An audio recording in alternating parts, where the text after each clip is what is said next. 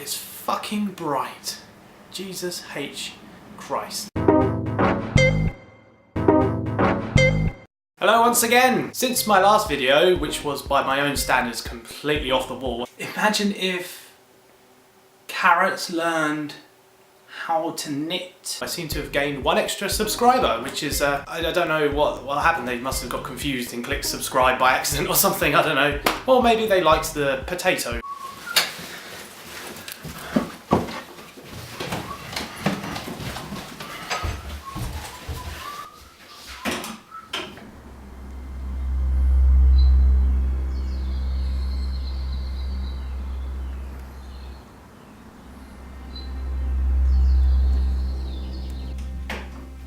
When I asked Ross what I should do this one about, just to get some ideas, he said I should make it about pedos, dead actors and his teeth. I'm not going to do that. I thought it would be a good idea to talk about people that inspire me creatively that already exist on YouTube. What I also talk about is other things that inspire me in real life as well. But let's start with awesome YouTubers. Of course, my main inspiration is TomSka. His Astuf animated movie is probably the closest that I've ever seen come to the sense of humour derived from The Pad, if you remember that from vlog 7.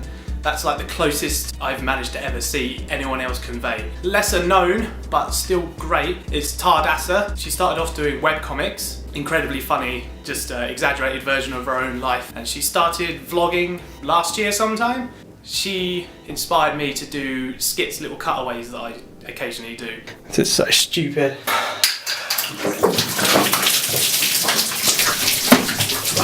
Subscribe to her and especially view her comic. It's pretty good. She's got a good following as well. About September last year, I came across TheGamingLemon. It's genuinely funny. The way he edits his videos is just so hilarious. He puts sound effects in, he comes up with characters and names other people. They're very concept driven. I couldn't do anything like that because my laptop would not be able to run GTA 4 for a start. I'm just going to leave that to the experts. They're really funny, so check them out. There's also HowToBasic, an anonymous Australian man where you only ever see his hand or his foot. The video starts off, it says how to make something, and you think, oh, this is going to be a proper video, and then it just descends into anarchic absurdity. He smashes eggs, throws whatever food down the toilet, starts slapping his leg for some reason and making weird noises. That is completely absurd, and some of the skits, I must say, in my previous vlog were inspired by that a little bit.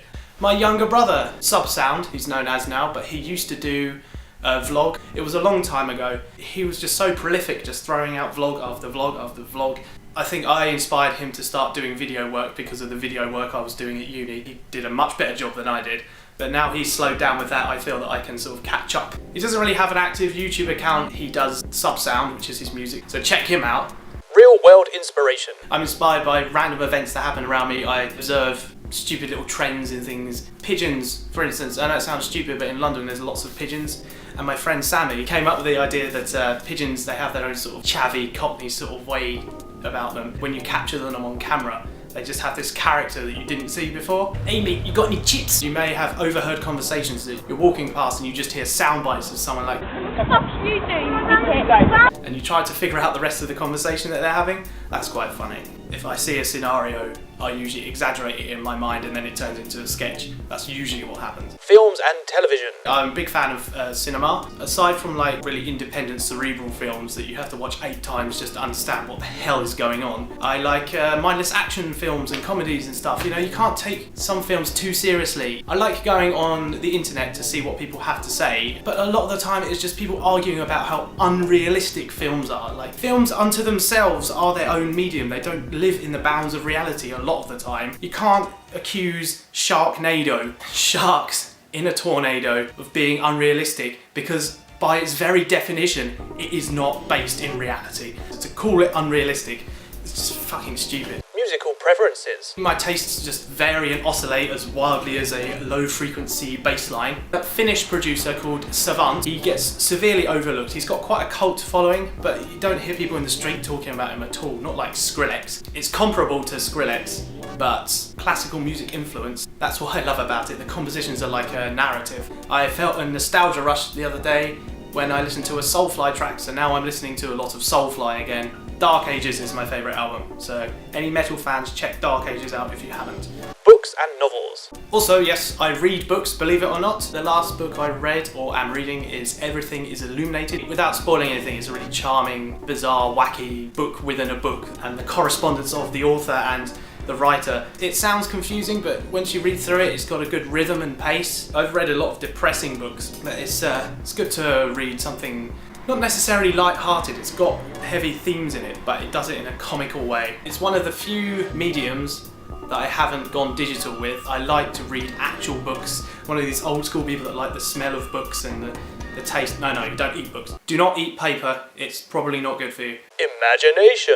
Right, outside of the medium of reality, I have really bizarre dreams. I seem to remember them quite vividly, and I often try to wake up and sort of write them down straight away. I don't always have a pen and paper to hand, or my laptop's in another room.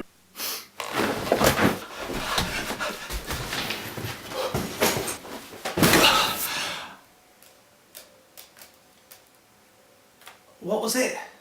Ah, shit. Maybe one day when I've got a big enough budget, I can start incorporating the dream imagery. The only times I don't write dreams down is if I forget them, or they're too deeply disturbing, I just want to forget them. There's a lot of dreams that you just don't want to remember, really. Unfinished projects. I write ideas down, then I forget them halfway through, or I lose steam and then I just can't be bothered. But that's not to say I'll never finish them. I'm only years old, so you know, I've still got my future ahead of me. Mental instability. I believe there is a correlation between insanity and creativity. I think the more insane you are, the more creative you can get to a point, but it's good, I think, to be a little bit mental. Not so tough now, are ya? Fucking potatoes. Not mental enough that you start pooing on traffic, thinking that that's what the Jesus that lives in your fridge told you to do. Future goals.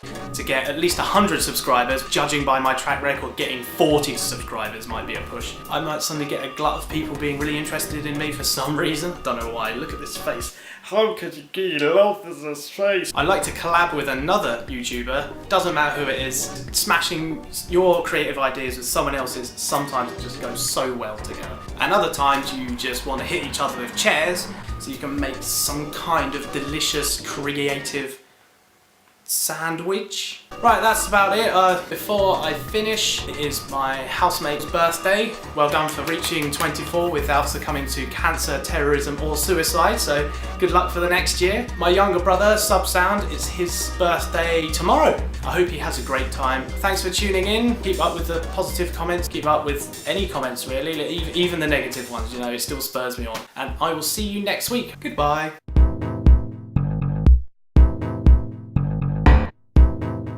This is the outtake that you won't see. Motherfucker, listen to me and rate me. DR. Yeah, fine, whatever.